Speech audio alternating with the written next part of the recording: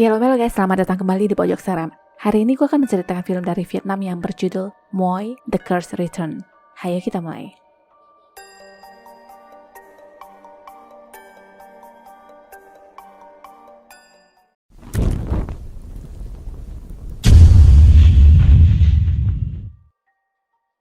Cerita bermula dari dua anak kembar yang memperebutkan sebuah cincin temuan di depan rumah.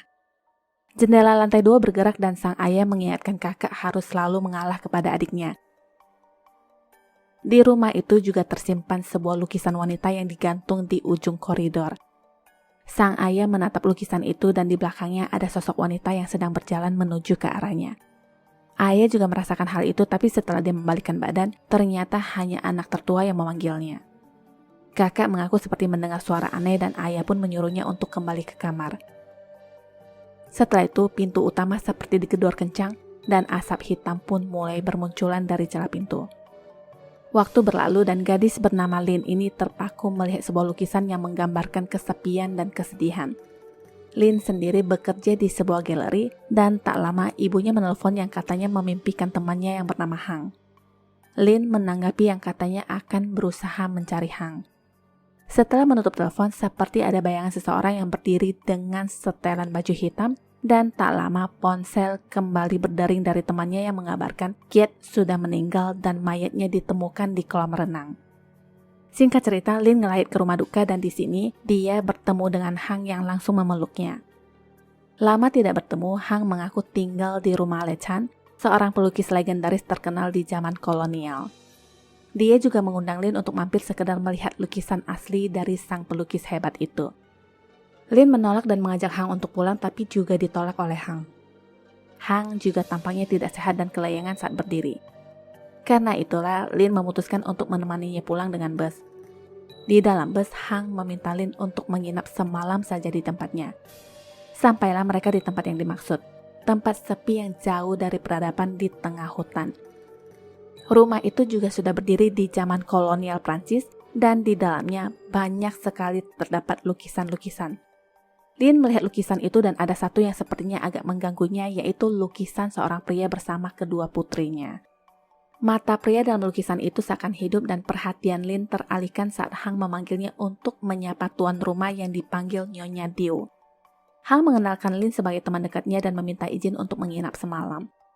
Di kamar, Hang memberitahu bahwa Nyonya Diu adalah kerabat jauh dari Le Chan yang mewarisi rumah itu dan Hang mengenalnya lewat pameran lukisan kecilnya dulu. Setelah itu, Hang mengajak Lin memasak, tapi karena Hang terlihat tidak sehat, Lin menawarkan untuk memasak sendiri di dapur. Baru saja memecahkan telur ke mangkok, ternyata telur busuk yang sudah banyak ulat. Hang tiba-tiba sudah berdiri di sana dan menanyakan ada apa. Dia merasa aneh kenapa telur itu busuk sedangkan dia baru membelinya kemarin. Akhirnya, mie disajikan tanpa telur. Sebelum makan, Hang melihat postingan Facebooknya beberapa tahun yang lalu bersama Lin dan Kiet. Entah apa yang terjadi, tapi Lin terlihat canggung untuk membahas momen itu. Mereka pun makan dan baru sesuap, Hang berkata sudah kenyang dan ingin kembali ke kamar. Ada sebuah gambaran tentang Lin dan Kiet yang dulu tampak sangat dekat. Kembali ke saat ini, setelah makan, Lin mandi dan lampu tiba-tiba padam. Hantu Kiet sekilas ada di belakangnya dan menghilang saat Lin membalikkan badan. Lin pun segera kembali ke kamar dan Hang terlihat sibuk melukis. Lin melihat sebuah album foto tentang keluarga Le Chan dan teman baiknya yang bernama Nguyen. Lin merasa tidak pernah melihat karya Nguyen, tapi Hang berkata Nguyen juga seorang pelukis. Hang lalu menceritakan kisah tentang Nguyen yang adalah seorang pelukis dari keluarga miskin tapi sangat tampan dan berbakat. Suatu hari, Nguyen bertemu dengan gadis desa yatim piatu bernama Moi dan melukis potretnya. Singkat cerita, mereka saling jatuh cinta dan Nguyen membeli sepasang cincin untuk menyegel cinta mereka. Sayangnya, semua tidak berjalan baik. Suatu hari, Moi mengetahui bahwa Nguyen sudah bertunangan dengan gadis bernama Hong, putri dari tuan tanah kaya raya. Setelah mengetahui tentang Moi, Hong marah dan membawa beberapa pria ke rumah Moi untuk menyiksanya. Kaki Moi dipatahkan dan wajahnya disiram zat asam yang membuat wajahnya rusak. Moi merasa kesakitan dan karena tidak tahan lagi, dia akhirnya mengakhiri hidup saat bulan purnama di bulan Juli. Karena etika sosial, Nguyen tetap harus tinggal dengan Hong, tetapi di hatinya hanya ada Moi seorang. Foto tentang pernikahan Nguyen dengan Hong pun ada di sana dan Lin tiba-tiba mimisan yang darahnya menetes ke foto tersebut. Anehnya, tetesan darah itu tiba-tiba menghilang, begitu pula dengan Hang yang tidak tahu kemana. Lin keluar mencarinya dengan lampu penerang seadanya, dan disinilah dia seperti melihat seseorang yang baru saja melompat dari lantai atas rumah itu. Dia berjalan mendekati sosok itu dan yang mengagetkan, tangan Lin digenggam lalu di jarinya sudah terlingkar sebuah cincin. Ternyata itu hanyalah mimpi dan dia terbangun besok paginya. Hang sendiri terlihat mengigau dan badannya terasa panas. Lin kemudian berjalan keluar memanggil Nyonya Diu tapi tidak ada jawaban. Dia lalu memutuskan untuk berjalan keluar rumah dan bertemu dengan ibu-ibu yang sedang memotong daging. Jadi di seputaran sana selalu ada yang berjualan di pagi hari dan menjadi satu-satunya pasar. Lin membeli sedikit daging dan obat-obatan untuk Hang. Baru saja dia ingin membayar, nenek penjual obat kaget setelah melihat tangan Lin dan menyuruhnya untuk segera pergi. Katanya lagi, jangan membangunkan Moy. Lin tidak mengerti dan di rumah Hang terlihat tersenyum saat membenamkan wajahnya ke air. Rambutnya rontok dan kukunya hampir copot. Kuku itu pun beneran dicopot tanpa merasa sakit dan darah di jarinya dijadikan lipstik. Cerita berlanjut ke Lin. Dia yang berjalan pulang dihadang oleh perempuan berpakaian putih dan syukurlah ada Nyonya Diu yang menemukannya. Sepanjang jalan pulang, Nyonya Diu menanyakan bagaimana dia bisa mengenal Hang dan diceritakan Lin mereka adalah teman satu SMA. Orang tua Hang meninggal dan karena Ibu Lin menyukainya, Hang pun diminta untuk tinggal bersama. Nyonya Diu lalu bertanya kalau begitu kenapa Hang bisa sampai di sini, tapi Lin sepertinya menutupi sesuatu yang langsung berkata, untunglah Hang menemukan Nyonya Diu di sini. Lin lebih tertarik membicarakan pelukis Lechan yang mempunyai anak kembar. Menurut Nyonya Diu, dua anak itu memang mirip dari segi penampilan tapi berbeda dalam kepribadian. Kabarnya anak-anak itu juga sudah meninggal. Sesampainya di rumah, Lin langsung mengurus Hang dengan memintanya menghirup uap panas. Sembari Hang di treatment, Lin mengingat masa-masa mereka dulu dan sang ibu yang selalu berharap kepulangan Hang suatu hari. Baru saja Lin ingin membahas kejadian tahun itu, Hang langsung menghentikannya dengan berkata dia lapar. Setelah mengambilkan makanan untuk Hang, Lin berkata dia sudah harus pergi dengan menggunakan bus selanjutnya, tapi Hang mencegahnya. Dia meminta Lin untuk menginap semalam lagi guna memperbaiki hubungan mereka. Lin setuju dan sewaktu dia mencuci piring, dia seperti mendengar suara aneh yang datang dari bawah sink. Lin menemukan sebuah lubang dan memasukkan tangannya. Ada sesuatu yang pelan-pelan ditarik keluar yang ternyata sebuah tali tambang yang berbentuk lingkaran. Setelah itu ada lagi suara dari dalam lubang dan Lin mengintip yang kemudian diintip balik oleh seseorang.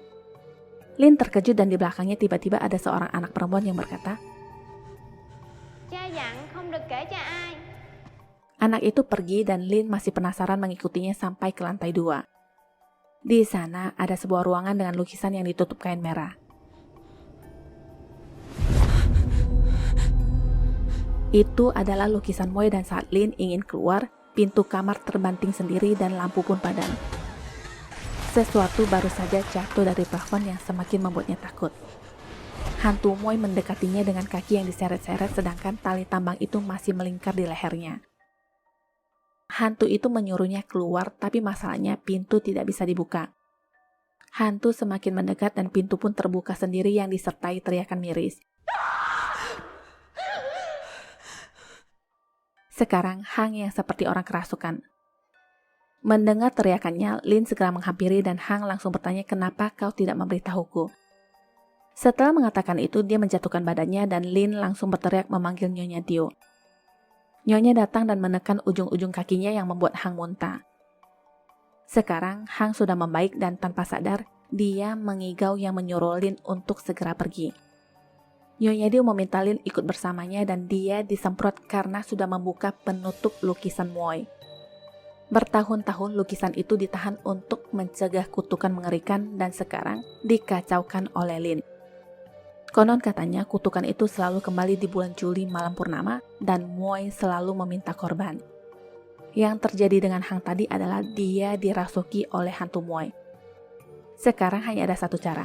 Besok malam di bulan purnama akan dilakukan pengusiran pada Hang, tapi lihatlah Hang sekarang. Dia terlihat baik-baik saja dan sibuk melukis. Lin mengajak Hang untuk segera pergi dari tempat itu tapi dia menolak. Setelah itu Hang mulai bertingkah aneh dan di punggungnya terdapat luka yang sangat parah. Hang mengatakan ada sesuatu di dalam badannya yang pelan-pelan memakannya hidup-hidup. Dia lalu merobek sedikit daging di punggungnya yang sudah membusuk sambil berkata, "Tolong aku." Di saat dia membalikkan badan, wajahnya sudah terlihat benyek. Setelah itu dia menyerang Lin dan semua itu ternyata hanyalah mimpi. Lin menyadari keanehan di rumah itu dan segera mengemas barang-barangnya. Tak sengaja dia menjatuhkan sebuah buku dari lemari yang berisikan gambar-gambar orang.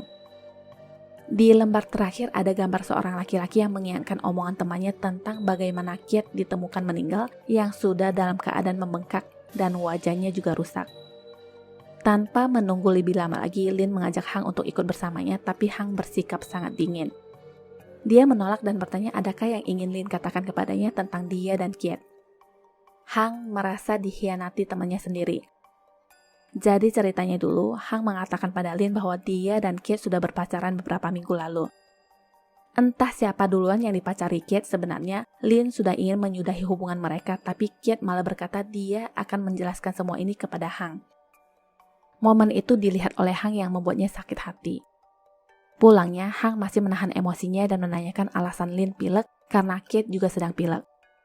Hang menanyakan apakah mereka bertemu di kolam renang yang dijawab tidak oleh Lin. Kembali ke masa sekarang, Lin berkata sebenarnya Kate tidak mencintai mereka berdua yang langsung digampar oleh Hang. Mereka pun berantem mempermasalahkan hal yang sudah lalu.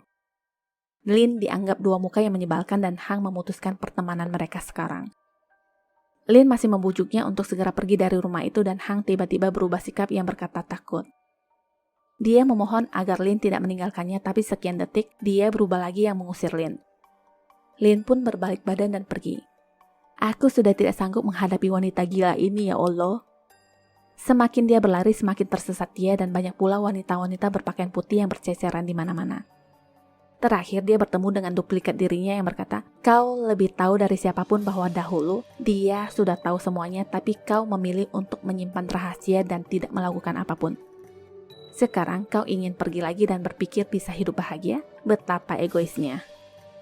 Karena bisikan perempuan setan gak jelas ini, Lin memutuskan untuk kembali, tapi dia tidak kembali ke rumah itu melainkan menemui nenek penjual obat. Nenek menjelaskan bahwa dia sudah tahu hal buruk akan terjadi saat Lin mengatakan tinggal di rumah itu, apalagi melihat cincin yang dikenakannya. Kutukan Moy itu nyata dan saat seseorang sudah ditandai dengan cincin itu, roh akan membiarkannya melihat apa yang ingin dilihat. Nenek lalu mengeluarkan sebuah buku diary kepunyaan Le Chan. Di sana tertulis tanggal 28 Maret 1946, aku mempunyai teman bernama Nguyen. Dia dan istrinya Hong pindah dari kampungnya dan membangun sebuah rumah mewah untuk ditinggali.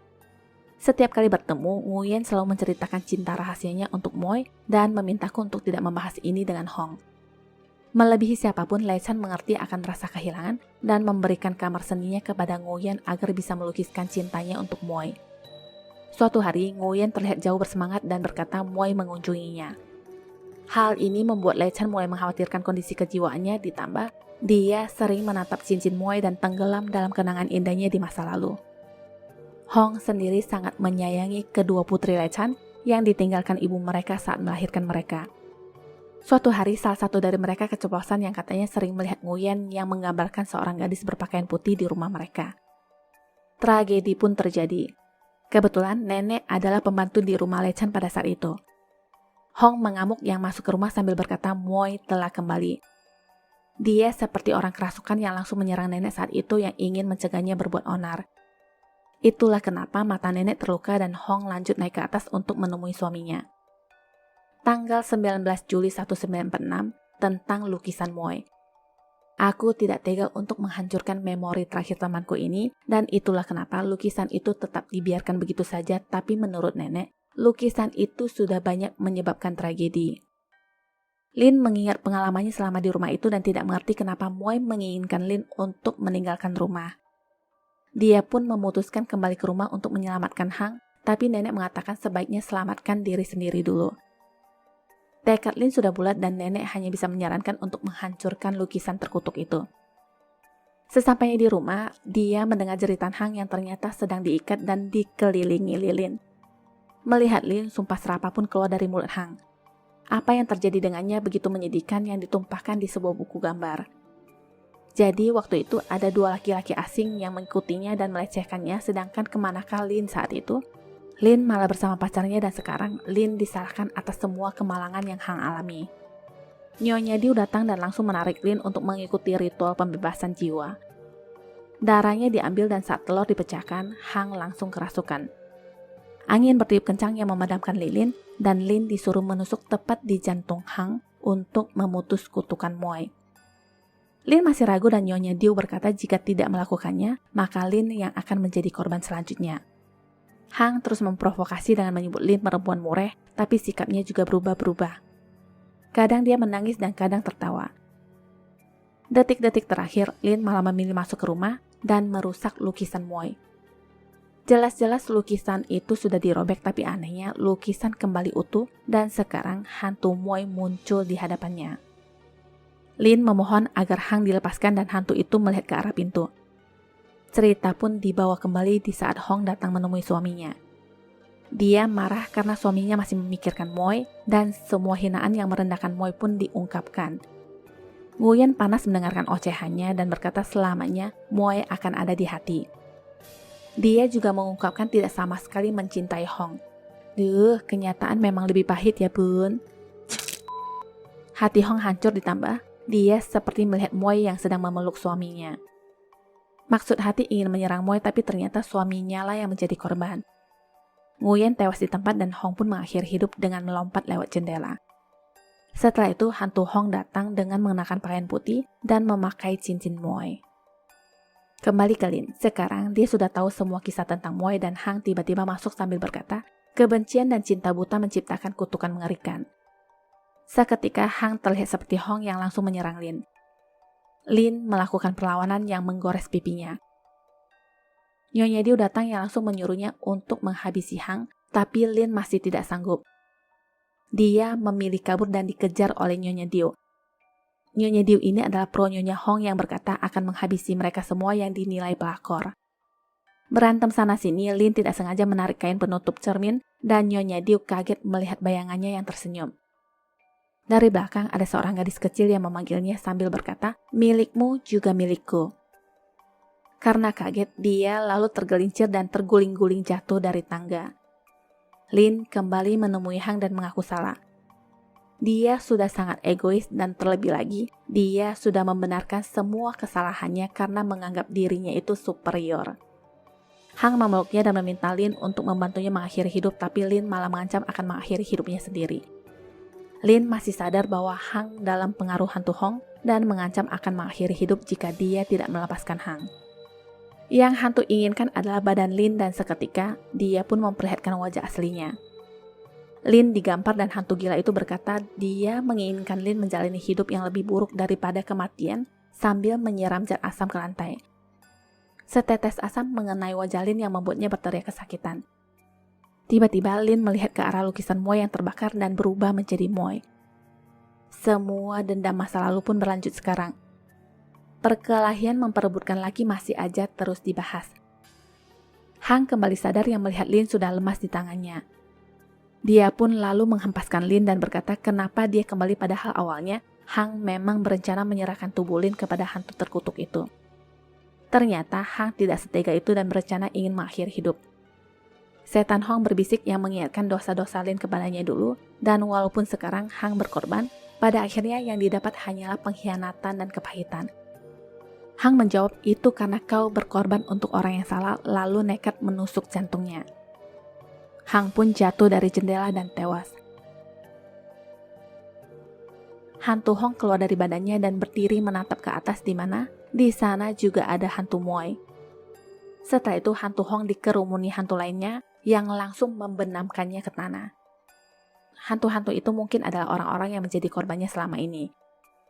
Lin menangisi kematian Hang sampai pingsan dan hantu Moai pun berjalan pergi. Sesadarnya Lin, dia seperti bertemu kembali dengan Hang yang tentunya sudah berupa arwah. Hang tersenyum kepadanya dan mengarahkan jalan menuju pulang. Tamat. Terima kasih sudah menyaksikan shortcut film ini. Jangan lupa subscribe, like, and share juga menyalakan lonceng notifikasi untuk updatean film lainnya ya. Sampai jumpa.